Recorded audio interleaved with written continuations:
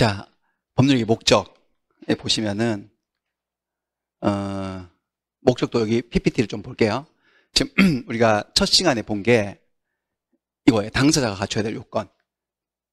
갑과 을이 계약을 했을 때 계약이 유효하려면 권리능력, 의사능력, 행위능력이 있어야 된다. 요거 보셨고, 그 다음에 이제 목적이 갖춰야 될 두 번째 요건인데 법률의 목적. 법률의 목적은 세 가지 요건을 갖춰야 돼요. 확정, 가능, 적법, 사회적 타당. 근데 그거를 들어가기 전에 제목부터 좀 순화시켜야 되겠습니다. 법률의 목적 이러면 너무 추상적이어서 좀 와닿지 않거든. 법률 행위를 뭐라고 이러냐, 뭐라고 벗냐, 계약이라고 읽으시면 되지. 계약. 그다음 목적은 달리 뭐라고 표현하느냐면 내용이라고 해요. 죄송한데요. 저기 뒤에 저기 히터 좀 꺼달라고 좀. 저 뜨거운 밤에 계속 날라와서 제 목 금방 말라가지고 목이 되게 성대가 약해서. 자, 계약의 내용이라고 할 수 있습니다. 계약의 내용. 목적을 다른 말로 내용이라고 해서, 그러니까 법률의 목적이라는 것은 예를 들어서 갑과 을이 뭔가 계약을 했어요. 요 계약서에 뭐라고 내용이 적혀 있을 거 아니겠어요. 갑은 을에게 뭘 해주겠다, 을은 갑에게 뭘 해주겠다. 그 내용을 다른 말로 목적이라고 해요. 계약의 내용. 그러니까 법률의 목적이라고 하지 마시고 계약의 내용, 이렇게 이해하시면 좋아요. 그래서 갑과 을이 계약을 했을 때 요 계약이 효력이 생기려면, 유효가 되려면, 유효가 된다는 것은 권리와 의무가 자기들이 원한 대로 발생한다는 거예요. 실제로. 그러기 위해서는 거기 적혀있는, 계약서에 적혀있는 내용이 네 가지 요건을 갖춰야 돼요. 첫 번째, 확정이 돼야 돼요. 계약 내용이 무엇인지 확실하게 정해져야지 이행을 할 거 아니겠어요. 요구를 하고 확정이 돼야 되고, 두 번째, 그 내용을 이행하는 것이 가능해야 돼. 실현 가능한 것이어야 되고요. 세 번째는 요 계약서에 적혀있는 내용이 적법, 법을 어겨서는 안 됩니다. 위법해서는 안 돼요. 네 번째는 그 내용이 사회적으로 타당성을 가진 것이어야 된다. 확정, 가능, 적법, 사회적 타당성. 보통 그거를 이제 외울 때 사람들은 이렇게 해서 두 문자만 따서 확가적사 이렇게 해요. 확가적사 이렇게 외웁니다. 확정, 가능, 적법, 사회적 타당성. 오늘 요 끝까지 쭉 진도를 나갈 예정이었지만 두 번째 것까지 할게요. 확가까지 하고 적법하고 사회적 타당성은 다음 주에 하도록 하겠습니다. 다음 시간에. 먼저 확정부터 시작을 해볼게요. 법률행위 목적의 확정. 자, 법률 행위가 유효하기 위해서는, 자, 쓰기는 이렇게 써여 있어도 읽기로는 계약이 유효하려면, 계약이 효력이 생기려면, 그 뜻은 계약을 했을 때 실제로 권리가 생기는 거야. 생기면 유효. 계약을 하긴 했는데 권리가 안 생겨. 그러면 유효가 아니라 뭐죠? 무효. 이렇게 되는 거죠. 계약을 통해서 실제로 권리도 생기고 의무도 법적으로 발생을 하려면 그 계약의 목적, 계약의 내용이 확정될 수 있어야 됩니다. 확정될 수 있어야 된다. 반대로 얘기하면 그 내용을 확정할 수 없는 계약은 계약해봤자 효력이 생기지 않는다. 내용이 확정되지 않으면 이행을 할 수 없으니까. 그렇습니다. 그래서 예를 한번 들어볼게요. 자, 이게 매매 계약을 해요. 매매 계약을 한 그림인데, 갑이 기르는 개가 강아지를 낳았어. 얼마 전에 5마리를 낳았어요. 근데 친구가 얘 집에 놀러 왔다가 강아지들을 본 거야. 너무 이뻐서 한 마리만 나한테 팔래라고 했어요. 청약을 한 거죠. 그랬더니 여기가 팔겠다고 승낙을 했어요. 그래서 이 5마리 중에 한 마리에 대한 매매 계약이 체결된 거예요. 계약이 체결되어서 합의를 봐서. 근데 이 매매 계약이 효력이 생기려면 그 한 마리에 대해서 권리를 넘겨달라고 할 권리가 생기고, 그 다음에 돈 받을 권리가 생기려면은 어떤 한 마리인지, 또 돈을 얼마를 주는 건지 그 내용이 확정돼야 된다는 소리예요. 자, 매매 계약을 했으니까 매매를 다시 볼까요? 매매는 일방은 매도인은 재산권을 이전하겠다고 약속을 하고, 타방은 매수인은 대금을 지급하겠다고 약속해서 이루어지는 계약이거든. 그러니까 계약이 효력이 생기려면 어떤 한 마리인지, 어떤 걸 넘겨줄 것인지, 돈을 얼마를 줄 것인지, 이게 계약의 내용이잖아. 그 목적이 확정이 돼야 된다는 거야. 확정. 만약에 얘들이 계약을 이렇게 하면 계약이 효력이 생길까 한번 볼까요? 어떻게 했냐면, 오늘 계약은 하긴 했는데 지금 바로 강아지를 돈 주고 가져가면 안 돼. 갓 태어났기 때문에 어미젖을 먹어야 되거든요. 지금 데려가면 안 돼서 오늘은 계약만 하고, 계약을 성립시키고 이행은 한 달 후에 하기로 했어. 한 달 후에 다시 찾아와서 을이 이 5마리 중에 가장 거시기한 강아지를 가져가고 돈은 저 갑이 매도인이 섭섭치 않게 돈을 주기로 오늘 계약을 한 거예요. 저렇게 계약을 하면 계약이 과연 효력이 생길까? 생길까? 안 생길까요? 안 생겨요. 계약이 효력이 안 생겨요. 무효예요. 이런 계약은. 그 무효가 되는 이유가 계약의 내용이 뭐 되지 않아서 그런 거야? 확정되지 않은 거죠. 한 달 후에 왔어요. 한 달 후에 와가지고 을이 요 강아지를 가져가려고 딱 했더니 갑이 갑자기 야, 왜 그걸 가져가? 라고 하니 을이 요 놈이 가장 거시기 하잖아 라고 말했더니 갑이 왜 걔가 거시기 하냐고 얘가 거시기 하잖아 라고 거시기가 뭔지에 가지고 다툼이 생기는 거야. 거시기가 뭔지 확정이 되지 않은 상태야. 그리고 돈을 얼마 주니까 갑이 되게 섭섭해하네요. 섭섭치 않게 돈을 주기로 했는데 섭섭치 않게 돈을 준다는 게 과연 얼마를 주는 것인지 그 계약 내용이 정해지지 않기 때문에 이런 계약은 어쨌든 한 마리에 대한 매매 계약이 성립은 한 거다 안 한 거다. 이상하지만 계약은 성립은 했지만 효력이 생기지 않는다. 계약 내용이 확정될 수 없기 때문에요. 저렇게 계약하면 권리가 생기지 않고 의무도 생기지 않고 꽝이니까 여러분 계약하실 때는 계약 내용을 확정할 수 있도록 계약을 하셔야 된다는 거예요. 비교를 해볼까요? 이건 어떨까요? 거의 비슷한데 한 마리를 뭘 가져갈지 정황을 보세요. 한 달 후에 다시 찾아와서 저울을 들고 오겠대. 한 달 후에. 저울에 다 5마리를 달아보고 가장 무거운 강아지를 가져가겠대요. 그리고 돈을 얼마를 주느냐? 키로당 10만 원으로 계산해 주겠대. 걔가 2kg면 20만 원, 2.5kg면 25만 원. 이렇게 주기로 계약을 하고 오늘 한 마리 매매 계약을 했어요. 요건 효력이 생길까요? 안 생길까요? 생각해 보세요. 생기겠네. 생깁니다. 요거 계약은 효력이 있습니다. 그러니까 뭐냐면은 이거는 지금 오늘 10월 1일 날 계약을 했어요. 계약이 체결하는 그날은 이 5마리 중에 어떤 한 마리가 될지 지금 정해지진 않았어요. 정해지진 않았지만 한 달 후에는 정할 수 있는 객관적 기준이 마련되어 있다고 볼 수 있죠. 어느 한 마리인지 정해져요? 정해지지 않아요? 정해지지. 확정될 수 있거든. 돈도 정해질 수 있거든. 이런 계약은 효력이 생기기 때문에 한 달 후 찾아왔을 때 가장 무거운 강아지를 넘겨줄 의무가 생겨요. 얘는. 그리고 키로당 10만 원으로 계산된 대금을 지급할 의무가 발생하고 권리도 생기니까 계약은 효력이 생긴다라는 거예요. 여기까지. 여기서 뭘 하나 아실 수 있냐면은 계약이 효력이 생기려면은 그 계약의 목적이 확정이 돼야 되는데 확정 시기의 문제가 하나 시험 문제거리인 거지. 확정 시기. 반드시 계약을 체결하는 날 그 목적이 구체적으로 확정되어 있어야 한다라고 말하면 OX, X. 그날 반드시 확정할 필요는 없고 그날은 그 계약의 내용을 확정할 수 있는 기준만 제시되어 있어도 얼마든지 계약의 효력은 생길 수 있어요. 이거 한번 보겠습니다. 이 내용을 그림미법으로 한번 보겠습니다. 그림미법 한번 가볼게요. 이 내용이거든요. 다시 한번 계약의 내용, 계약서에 적혀있는 내용.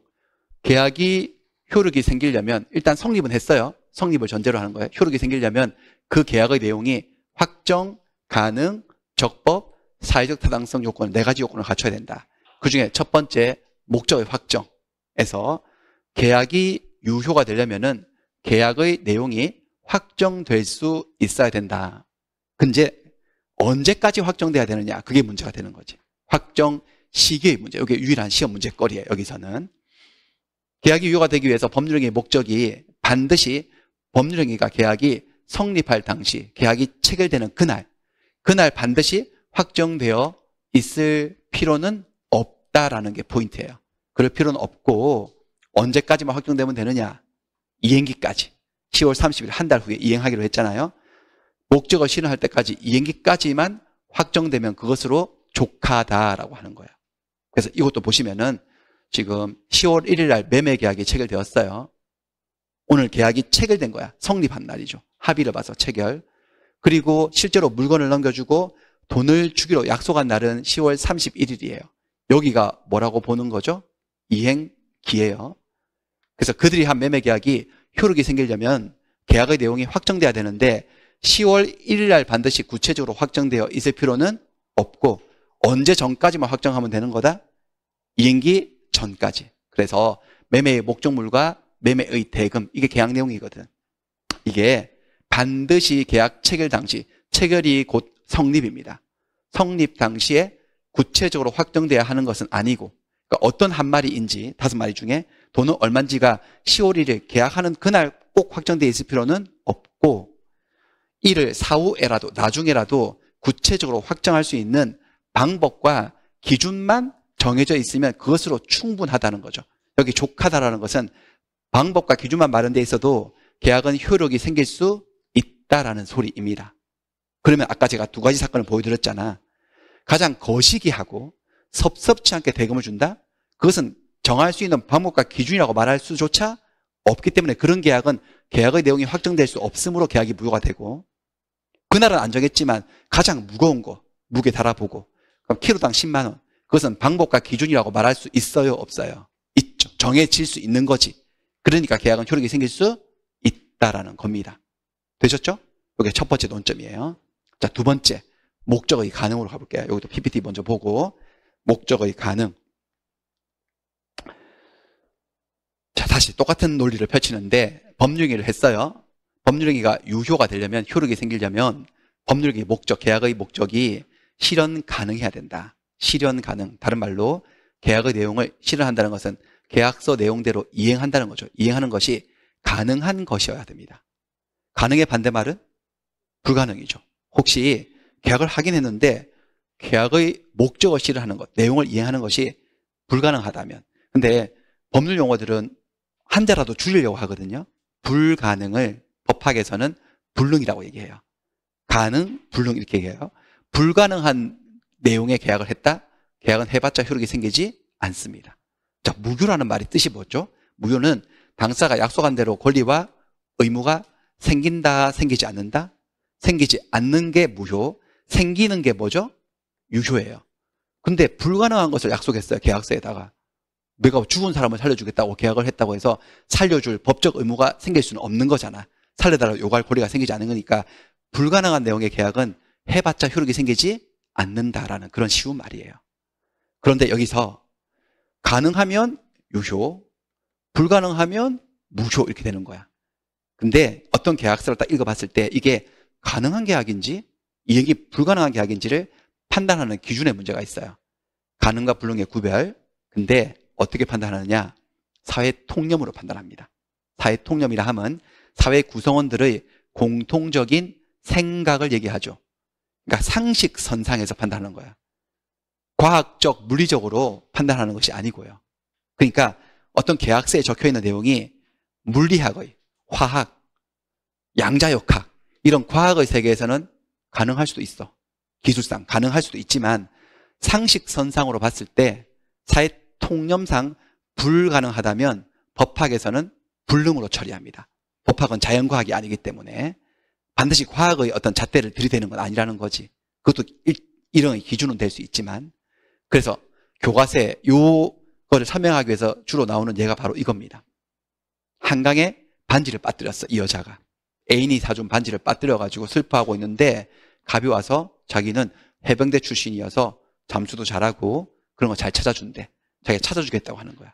그래서 처음에는 콧방귀를 꼈거든요. 무슨 반지를, 강에 가라앉은 반지를 찾아주냐 라고 했더니 자기는 귀신 잡는 해병대 출신이어서 저런 거 잘 찾고 지난달에도 하나 찾아줬대. 그때는 태평양에 빠졌는데 찾아주고 그랬대. 아주 진지하게 그러길래 1,000만 원 주면 찾아주겠대. 수일 내로. 그래서 얘가 진짜로요? 해가지고 그래서 계약을 한 거야. 갑은 강에 빠진 을의 반지를 찾아주고 찾아오면 1,000만 원을 주기로 둘이서 계약을 한 거죠. 황당한 계약을 맺었어. 요 계약은요, 계약의 이름이 뭐냐? 도급계약이에요. 도급이라고 들어보셨나? 건축 도급 이런 거 들어보셨죠? 도급계약이 뭐냐면은 664조에 나와요. 다 우리 시험 범위는 사실 아니지, 도급은. 도급은, 이 도급의 급자는 준다 할 때 급자고, 도는 뭔가를 완성시키다라는 거야. 그러니까 뭔가 일을 맡아서 완성을 시켜서 넘겨주기로 한 계약을 도급계약이라고 해요. 도급은 일방이 어느 일을 완성할 것을 약속을 하고 완성해서 넘겨주겠다. 그 완성되면 상대방은 그에 대해서 결과가 생기면 아무리 열심히 해도 노력해도 결과가 안 생기면 안 돼요. 결과가 생기면 그에 따른 보수를 지급하겠다고 약정함으로써 효력이 생기는 계약이에요. 도급 계약이에요. 여기다 넣어볼까? 지금 이 갑이 약속한 게 반지를 찾아주겠다. 그 일을 완성하겠다고 약속한 거지. 그래서 결과가 생기면 찾아오면 1,000만 원을 주겠다고 약속을 한 거니까 얘들이 한 게 도급 계약이라고. 도급 계약. 이때 일을 맡긴 사람, 이 여자 맡긴 사람을 도급인이라고 합니다. 도급인이라 하는데 현실에서는 여러분들 도급 계약이 이런 것들도 도급 계약이에요. 카센터에 자동차 고장난 차 수리 맡기는 거.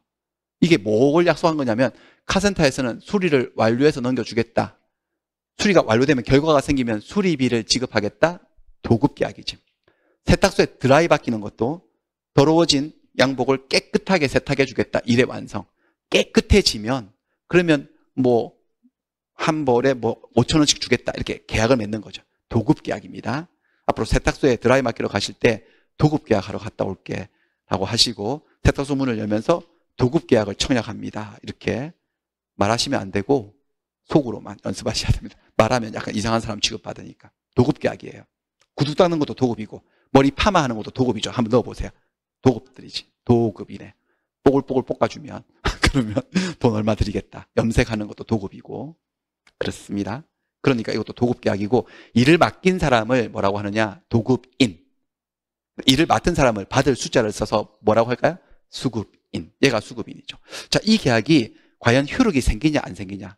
이게 유효라는 것은 무슨 소리냐면 이 여자는 저 갑에게 빨리 강에 뛰어들어가서 빨리 찾아오세요 라고 요구할 권리가 있고 제때 안 찾아오면 손해배상 청구도 할 수 있고 그런 것들이 계약이 유효하다는 거예요.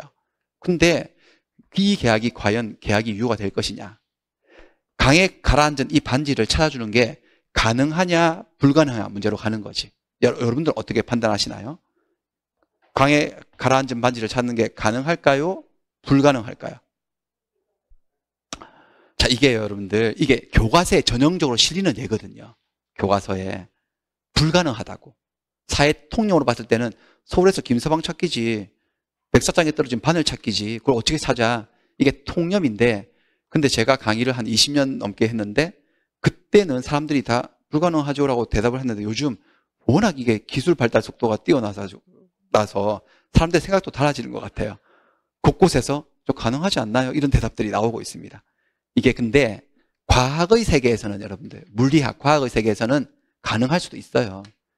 인간의 과학 수준이 믿기지 않을 수준 아닙니까? 그래서 화성 탐사도 하고 뭐 화성에 이주시키겠다 그러잖아요. 일론 머스크는 100만 명 정도를 2050년도까지 화성에 이주시키겠다고 스페이스 X 뭐 기획을 해가지고 그럴 정도니 뭐 화성에 탐사선 보내지 않습니까? 보내가지고 지구에서 그 쇳덩어리를 띄워 올려가지고 거기 상륙시켜서 사진 전송해서 분석하고 그러는 기술인데 이거 찾고자 마음먹으면 못 찾겠습니까 인간이? 저거 찾을 수 있을 것 같은데 과학적으로는 물론 엄청난 비용이 들겠지. 많은 사람들의 데모도 있겠지 반대도 있겠지만 다 무시하고 과학 기술적으로 봤을 때는 가능한 일일 수 있지만 그렇게 판단하지 않는다는 법학에서는요. 사회 통념으로 판단하기 때문에 이것은 불가능한 것으로 보통 판단을 하고 불가능하기 때문에 이 계약은 해도 효력이 생긴다 안 생긴다? 안 생긴다. 무효다. 자, 무효란 말의 뜻이 뭐냐?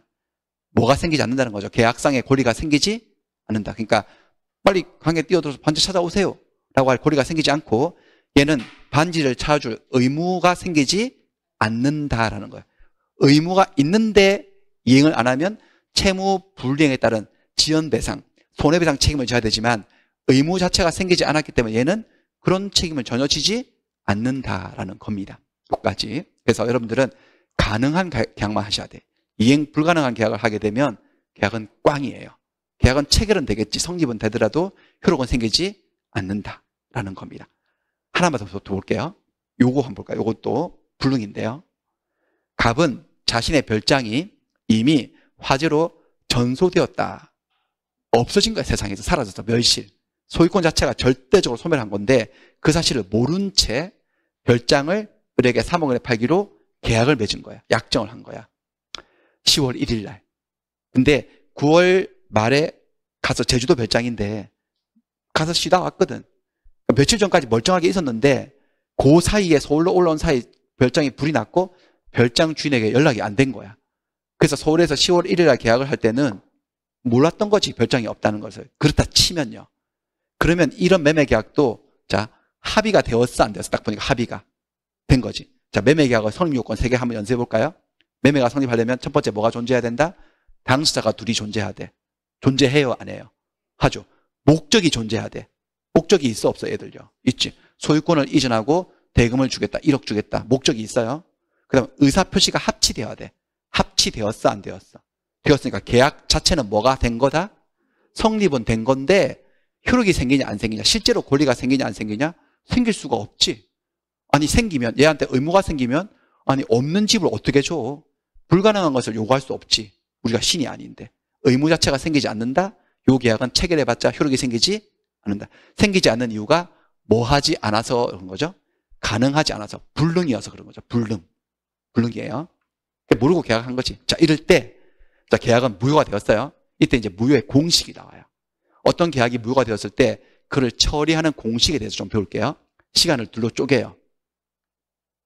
계약을 아직 이행하기 전이냐, 아니면 이행을 했느냐. 이행이 불가능한데 어떻게 이행했지? 이쪽은 불가능한데 이쪽은 가능할 수도 있어, 없어. 돈 주는 건 가능할 수도 있으니까 한쪽은 또 이행이 됐을 수도 있거든. 그럴 때 자, 첫 번째 이행 전이면 이행할 필요가 없어요. 왜냐하면 계약이 무효라는 말은 그 계약을 통해서 약속한 채무, 자, 채무라는 용어를 쓸게요. 의무예요. 생긴다, 생기지 않는다? 생기지 않는다. 그러니까 이행할 필요가 없죠. 이행하지 않아도 채무 불이행 책임을 질까요? 지지 않을까요? 지지 않아요.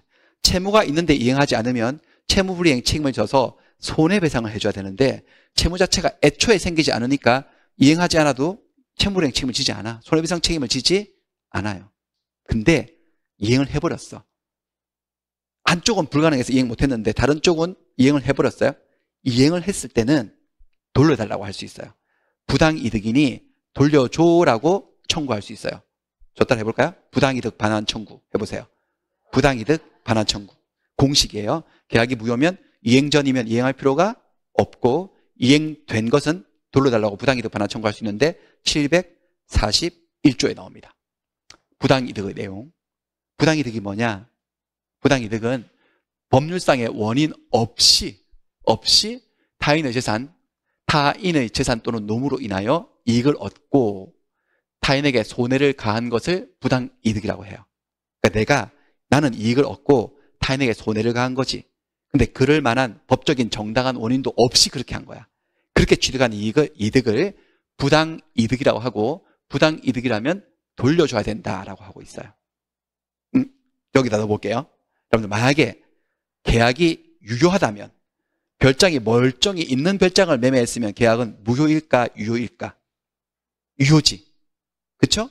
그렇다면 유효라면 이 갑은 매매 대금을 받을 권리가 있는 거예요, 없는 거예요? 계약이 유효라면요. 있죠. 그 돈을 받았으면 법률상 원인 없이 받은 거야, 이씨 받은 거야? 이씨란 말은 이상한데 있는 거죠? 그러니까 계약이 유효할 때 받은 대금은 부당이득이 아니에요. 근데 지금은 계약이 무효예요. 무효란 말은 돈 받을 권리가 생기지 않았다는 거거든. 근데 이미 계약금과 중도금을 모른 채 받았거든. 그러면 이렇게 되는 거네. 법률상의 원인 없이 돈을 받았어. 계약금, 중도금 받아서 나는 돈 받았고 얘는 줄 필요도 없는 걸 줘가지고 손해를 입었으니까 계약이 무효일 때 받은 계약금과 중도금은 한마디로 뭐라? 네 글자? 부당이득이어서 가져야 된다, 돌려줘야 된다. 돌려줘야 된다. 그러니까 시간을 나눠볼게요. 이행 전인 게 뭐냐? 아직 이행 안 한 건 잔금이죠. 잔금은 아직 안 줬거든. 잔금을 치르기 전에 별장이 없어졌다, 진작에 불타서 없어졌다는 사실 알게 된 거야. 그럼 매수인은 잔금은 줄 필요가 없다 이거지. 안 줘도 채무불이행 책임을 지지 않아요. 이미 이행된 것은 계약금과 중도금이겠지. 계약금, 중도금은 부당이득이니까 다시 돌려달라고 할 수 있게 된다. 이렇게 처리하는 거야. 이행 전이면 이행할 필요가 없고 이행된 것은 부당이득 반환 청구. 이렇게 하는 겁니다. 그리고 하나 더. 자, 불능은 두 종류의 불능이 있어요. 하나는 원시적 불능, 또 하나는 후발적 불능인데 요거는 시간이 들어있어요. 이 개념 속에. 언제 불능이 되었느냐에 따라 나눈 거예요. 원시적 불능은 원래 시작할 때부터 불능. 후발적 불능은 후에 발생한 불능. 자, 원시적 불능은 뭐냐면은 법률 행위가 성립할 당시부터 처음부터 불가능한 계약을 한 거예요. 이게 무슨 불능이다? 원시적 불능. 이건 뭘까요? 성립할 당시에는 이행이 가능했어. 근데 그 이행기가 계약 체결 날짜하고 이행할 날짜의 텀이 있을 거 아니겠어요? 그 사이에 불가능해진 거지. 이런 불능을 뭐라고? 후발적 불능이라고 얘기해요. 이거 한번 볼까요? 10월 1일 날 매매 계약이 성립했어요. 계약을 체결했어요.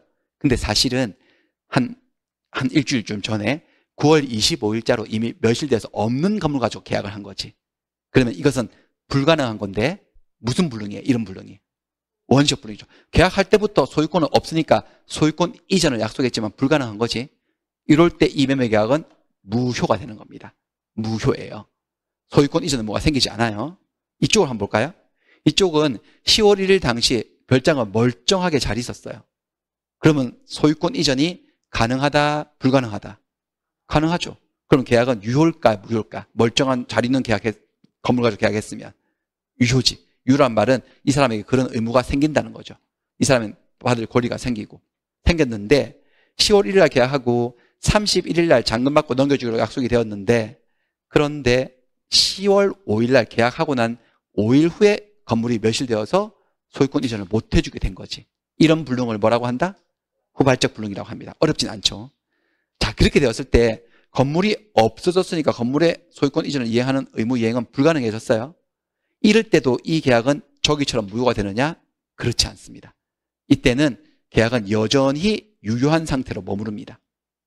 그러니까 무슨 말이냐면 우리가 가능하면 실현이 가능하면 유효고 불가능하면 무효다, 계약 무효다라고 할 때 이 불능, 계약을 무효로 만들어버리는 불능은 이 불능이 아니라 어떤 불능을 의미한다는 거예요? 원시적 불능만 계약을 무효로 만들고 후발적 불능은 계약이 애초에 유효했던 거지. 그리고 후발적으로 불능이 되었다고 해서 계약이 다시 소급해서 무효로 뒤집어지지도 않고 다른 어떤 문제로 처리를 한다는 거예요. 그래서 여기까지 한번 책을 볼게요. 책을 보시면은 자, 목적이 가능해서 쭉 한번 보겠습니다. 자, 계약이 이렇게 읽을게요. 계약이 유효하려면 계약의 내용을 실현하는 것, 계약 내용을 이행하는 것이 가능한 것이어야 된다. 가능하면 유효, 불가능하면 무효. 근데 가능한지 불가능한지 구별은 반드시 과학적, 물리적으로만 구별하는 것이 아니라 무엇으로 구별한다? 사회 통념으로 구별을 한다. 과학적으로 가능해도 통념상 불가능하다면 한강에 가라앉은 반지를 찾아주는 거 이런 것은 무효다, 불가능해서. 그 다음에 불능의 종류, 원시적 불능과 후발적 불능. 원시적 불능은 법률행위 성립 당시부터, 계약 체결 당시부터 이미 불능, 이미 멸실된 건물에 대해서 매매 계약을 체결했을 때 9월 25일자로 멸실돼서 세상에 있지도 않은 건물을 그것도 모르고 서울에서 10월 1일 날 계약을 체결한 거죠.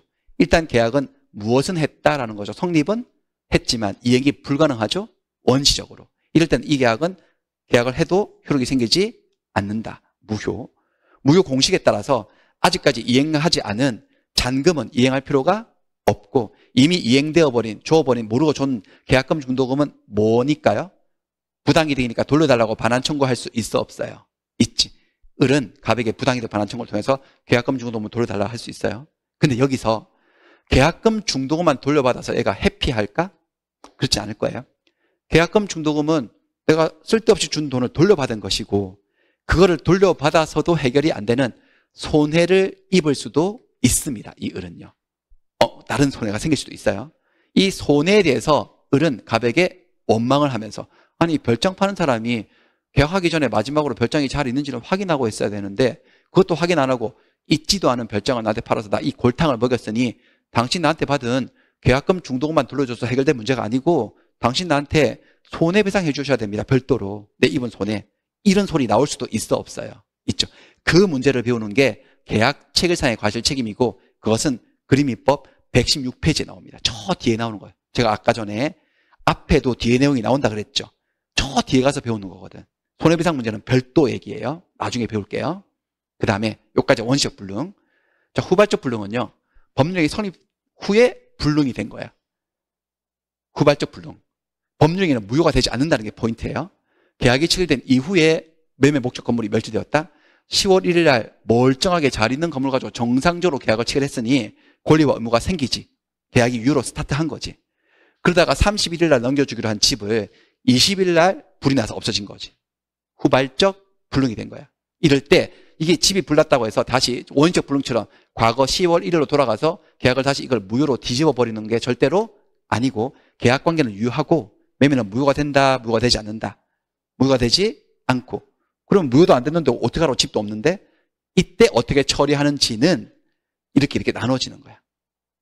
채무자 매도인에게 귀책 사유, 잘못이 있으면 책임질 일이고 잘못이 없으면 누가 위험을 부담할 것인지 이런 내용들도 저기 우리 그림민법이 170페이지니까 후반부에 나오는 겁니다. 저 뒷부분에서 비로소 배우게 된다. 그래서 근데 앞부분에 이런 내용들이 소개가 돼 있거든요. 여러분 공부 시작하자마자 이걸 어떻게 가르쳐줘요? 이걸 다 위험 부담을. 그러니까 한 바퀴 돌고 위험 부담까지 해서 쭉 돌고 이순환에 들어왔을 때는 아 그때 그거 기억나시죠? 하고 살짝 언급을 하면 조금씩 기억이 나거나 그렇지 처음부터 다 할 수는 없기 때문에 제가 아까 전에 살짝 OT 할 때 7대 3 정도로 나누어가지고 1, 2월 달에 치료를 많이 하고 3 정도는 3, 4월에 붙여서 한다 이렇게 설명드렸던 거예요. 무슨 말인지 아시겠죠? 이렇게 하겠습니다. 여기까지 하고 그 다음 페이지를 보시면은 목적의 적법인데 요거는 다음 주에 붙여서 이렇게 목적의 적법이 나오거든. 세 번째 이야기. 원래 이거 다 하고 싶었지만은 오늘 다 할 수 없기 때문에 다음 주에 그렇게 하여 다음 주에 진도 맞춰서 좀 하겠습니다. 시작하자마자 그렇지만은 다음 주에 조금 더 시간 써가지고 다음 주 진도까지 맞출게요. 아시겠죠? 자, 오늘은 그렇게 하고 그냥 지금 공부하는 거는 여러분들 그냥 강의를 여러 번 듣는 게 좋습니다. 처음 들을 때하고 두 번째 들을 때 좀 달라지기 때문에 그냥 뭐 책도 볼 것도 없고 하니까 강의나 여러 번 계속 반복해서 듣는 게 좋은 공부 방법입니다. 되셨죠? 자, 다음 주에 또 뵙겠습니다. 수고하셨습니다.